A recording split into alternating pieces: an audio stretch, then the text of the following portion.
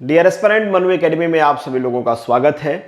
आज हमारा डिस्कशन जो है वो ओएनजीसी की जो नॉन एग्जीक्यूटिव पोस्ट होती है, हर स्टेट की सेपरेट आती है, उसमें रिजल्ट आने के बाद से ज्वाइनिंग के बीच का जो प्रोसेस होता है वो क्या होता है और कैसे होता है, मतलब प्रोसीजर क्या है उसका। आप में से काफ़ी सारे कैंडिडेट इसके बारे में पूछ रहे थे। हो सकता है कुछ स्टेट का ये प्रोसेस स्टार्ट हो गया है, हो सकता है कुछ स्टेट का ख़त्म भी हो गया हो, क्योंकि जो एग्ज़ाम का रिजल्ट आया था हर स्टेट का अलग अलग आया था।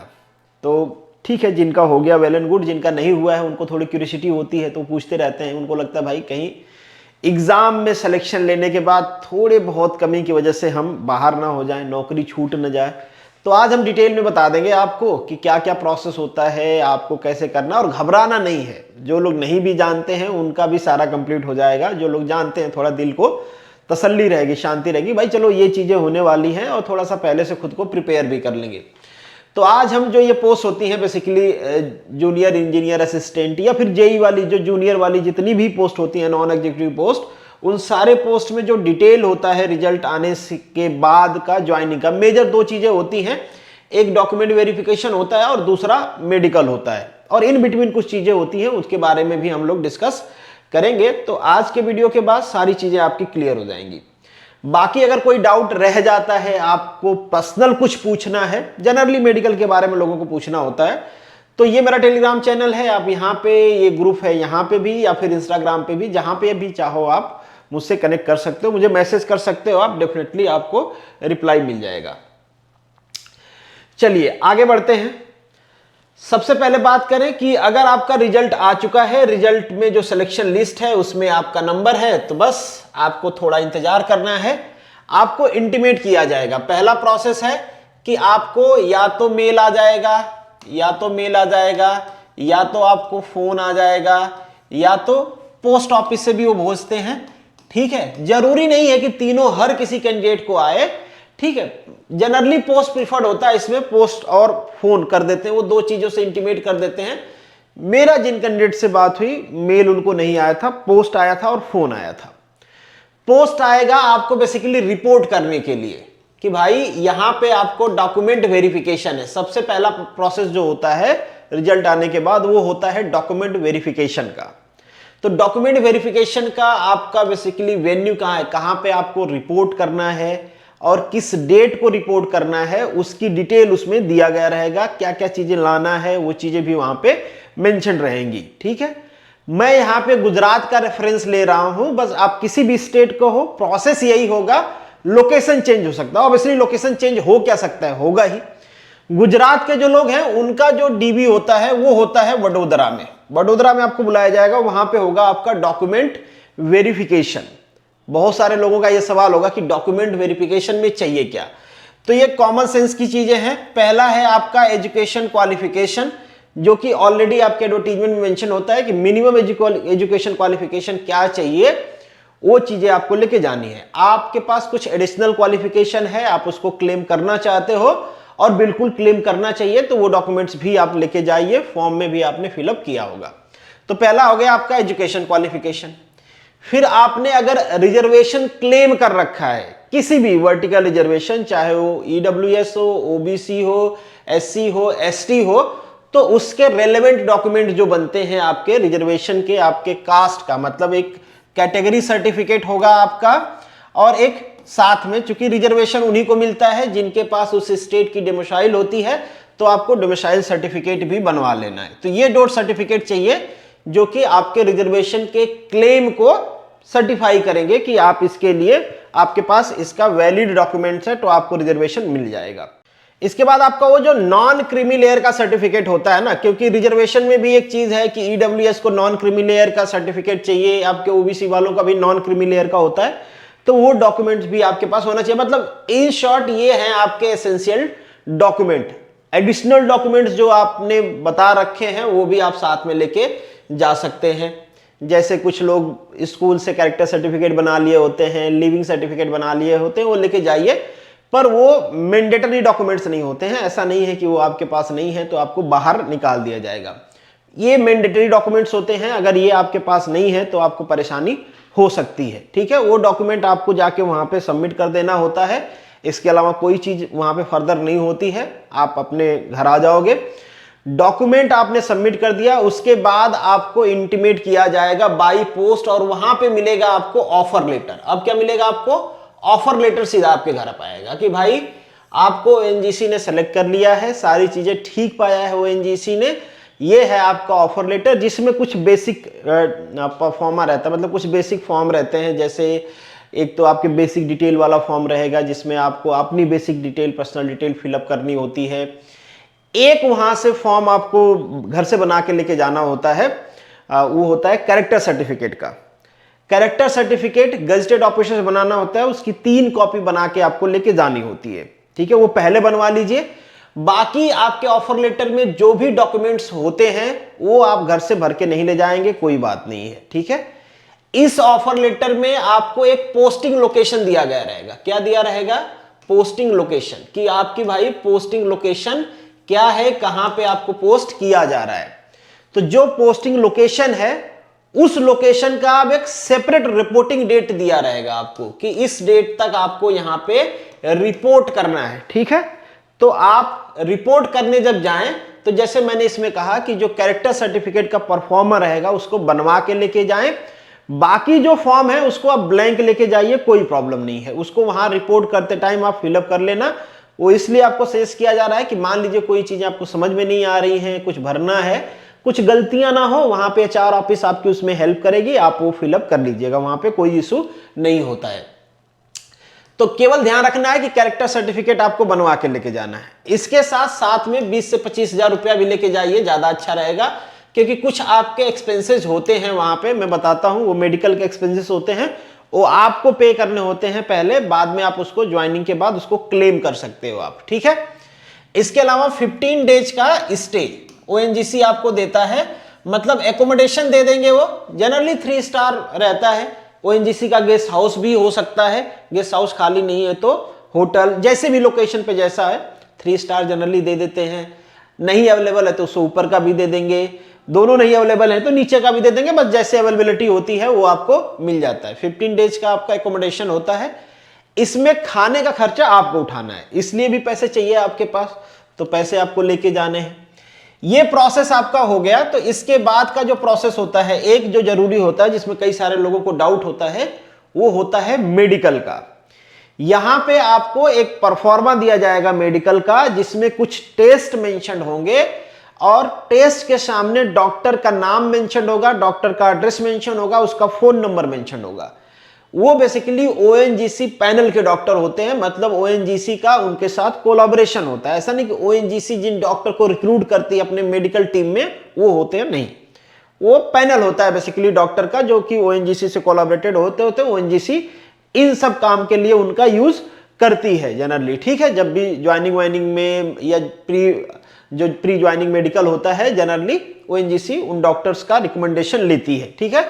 तो उन डॉक्टर्स की सारी डिटेल वहां पे मेंशन रहेगी। आपको क्या करना रहेगा, वो परफॉर्मा लेके उस डॉक्टर के पास जाना रहता है, और हार्ड एंड फास्ट रूल नहीं होता कि भाई एक दिन में करवा के दे देना है, 2, 3, 4, 5 दिन, मतलब इसीलिए तो 15 डेज का है कि इन सब जो ये टाइम है, इन टाइम ड्यूरेशन में आप अपना सारा काम कंप्लीट करके फाइनल ज्वाइनिंग ले लीजिए।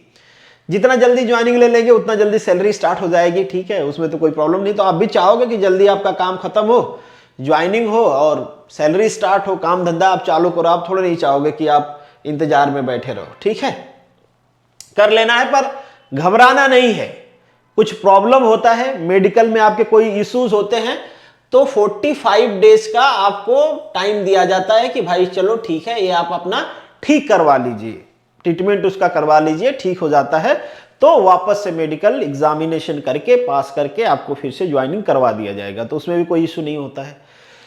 थोड़ा सा डिस्कशन कर लेते हैं कि भाई होता क्या है, टेस्ट क्या क्या होता है, और बेसिकली क्या बहुत स्ट्रिक्टली टेस्ट होता है।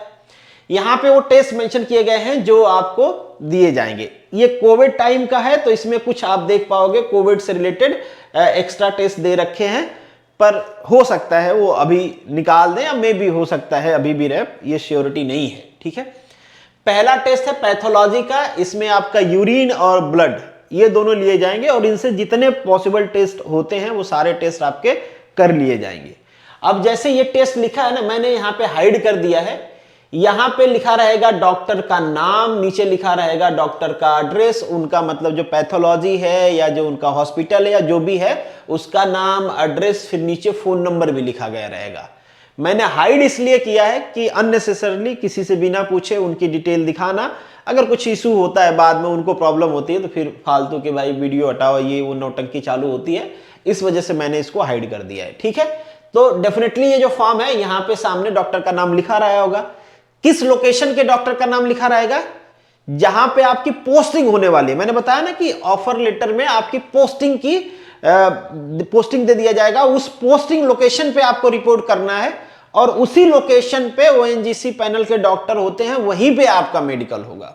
मेडिकल करवाइए, फॉर्म सबमिट करिए, फाइनल सबमिशन हो गया, मेडिकल क्वालिफाई हो गया, आपका ज्वाइनिंग हो गया, जनरली क्वालिफाई हो जाता है। ये मान के चलो कि आपके पास कोई मेजर इलनेस नहीं है तो आप क्वालिफाई हो जाओगे। थोड़ा सा कलर ब्लाइंडनेस और स्पेशली जो ड्रिलिंग वाले कैंडिडेट हैं उनका थोड़ा सा विजन का इशू रहता है। अगर आप ड्रिलिंग वाले हो, आपके विजन में प्रॉब्लम है तो थोड़ा इश्यूज हो सकते हैं। कलर ब्लाइंडनेस का भी इशू रहता है। कलर ब्लाइंडनेस में ऐसा भी नहीं है कि एकदम आपको एक बार दिखाएंगे और आप नहीं पढ़ पाओ, टाइम देंगे, आप सफिशिएंटली देख लीजिए। वो बेसिकली ग्राफ से उनके पास चार्ट रहता है जिसमें आपसे पढ़ाते हैं, वो मोबाइल में भी दिखा देते हैं, मतलब एकदम से स्ट्रिक्ट नहीं होते हैं। ठीक है, पर आपको आना चाहिए, ऐसा भी नहीं कि एकदम आपके पास है ही नहीं, कलर ब्लाइंडनेस बहुत हाई लेवल की है और वो पास कर देंगे, ऐसा नहीं है, थोड़ा बहुत आगे पीछे चलता है। ठीक है, तो एकदम से घबरा नहीं जाना है कि मुझे तो कलर ब्लाइंडनेस है अब कैसे होगा, है तो चल जाएगा। मुझे ऐसा लगता है एकदम हाई लेवल का होगा तो इशू हो सकता है, थोड़ा सा ड्रिलिंग कैटेगरी में अगर आपने अप्लाई किया है तो आपके साथ इशू हो सकता है। नंबर कितना चला लेते हैं? ये नंबर चला लेते हैं 4 तक। दोनों आंखों का अगर विजन आपका +4 तक डाउन है तो चल जाता है, इशू नहीं होता है। ठीक है, उससे ऊपर है तो रिकमेंडेशन आएगा शायद कि भाई आप इसका ट्रीटमेंट करवा लीजिए, नंबर घटवा लीजिए, फिर उसके बाद री एग्जामिन करके हो जाएगा। ठीक है, तो घबराने वाली कोई जरूरत नहीं है। इस टेस्ट का 4 से 5 हजार तक खर्चा होता है जो आपको शुरू में देना होता है, पहले वाले का ही। ठीक है, 4 से 5 हजार होगा जो आपको पे करना होगा, बाद में आपको रिफंड हो जाएगा, टेंशन वाली बात नहीं है। रेडियोलॉजी, यहां पे कुछ एक्सरे वाले टेस्ट होंगे, इसमें भी घबराने की जरूरत नहीं है। हो सकता है उसी हॉस्पिटल में हो जाए, हो सकता है किसी और डॉक्टर का नाम दिया हो, जरूरी नहीं है सब एक जगह होंगे, हो सकता है 9 के 9 अलग जगह पे हो। ठीक है, एक जगह पे होने की तो पॉसिबिलिटी ना के बराबर है, और ये हर स्टेट में वेरी करता रहता है, डिपेंड अपॉन कि ओएनजीसी ने कैसे लोगों को पैनल में लिया हुआ है। तो अगर हो सकता है कुछ टेस्ट एक जगह हो जाए, हो सकता है कि कोई टेस्ट ना हो, तो ऐसा नहीं है कि एक स्टैंडर्ड रूल है कि इस स्टेट में या फिर किसी पर्टिकुलर ज्वाइनिंग लोकेशन पे सब अलग होंगे, किसी पर्टिकुलर पे सब एक जगह होंगे, ऐसा कुछ फिक्स रूल नहीं है। सब अलग भी हो सकते हैं, सब एक जगह भी हो सकते हैं, 2-4 एक जगह हो सकते हैं, 2-4 अलग हो सकते हैं, ऐसे है। ठीक है, जैसे उनके पास पैनल अवेलेबल होगा वैसे होगा। तो यहाँ पे कुछ आपके एक्सरे वाली रिपोर्ट निकाली जाएगी, इसमें भी कुछ इशू नहीं होता है। कुछ ऐसा नहीं रहता है कि आपको बाहर करना है, मेजर जब तक कोई इशू ना हो तो।